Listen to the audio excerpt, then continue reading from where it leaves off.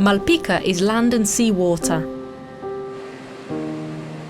The Mount of A Atalaia, the beach of Area Maior, and the port are the essence of the place that today is, and has been for over 8 centuries, Malpica. As is the tradition with seaside villages on the Costa de Morte, Malpica was established sheltered from the northeast wind on the southern face of Mount A Atalaia. The houses rise up from the foot of the mountain by the sea. The sea and fishing were everything in Malpica since the very beginning, and this marked its economy, its culture, the behaviour of its people and the outline of the village.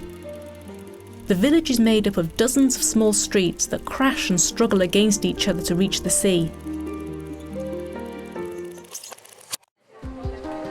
On its streets, stories told by old seamen can be heard, as well as the commotion of the fish market, the engines of the boats docking at the port, the seagulls stalking fish, the waves beating against the calderon, or the northeast wind caressing every corner of Malpica. Houses the colour of the boats today have lost their tone from sun and saltpetre. Paths walked by the Galician painter Urbano Lugris, seeking shelter in an improvised gathering of seamen to seek inspiration for the decoration of the Casto Pescador.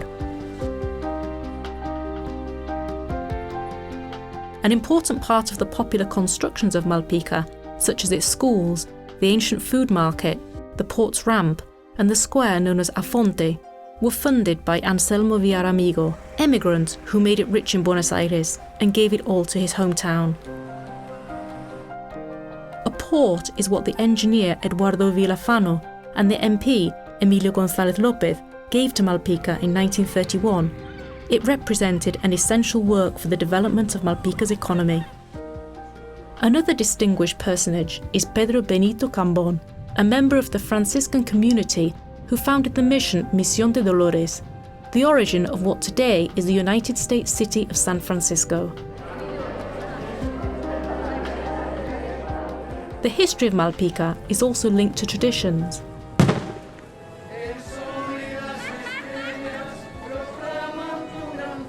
Every 16th of June, the small chapel of St. Hadrian, permanent guide of the Cisargas Islands, receives its saint, who travels on the shoulders of the devotees who follow the seashore from the parish church of Malpica to the sanctuary.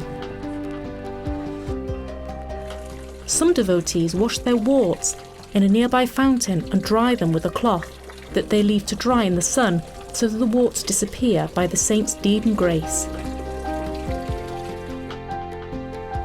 The fishermen's houses, the art by Lugris, the dancing fingers of the net weavers, the Los Mildams of Arribeira near the location of Ardeleiro, the 1,000-year-old rock of Pedra de Arca, the ancient pottery of Buño, the medieval Tower of Mens.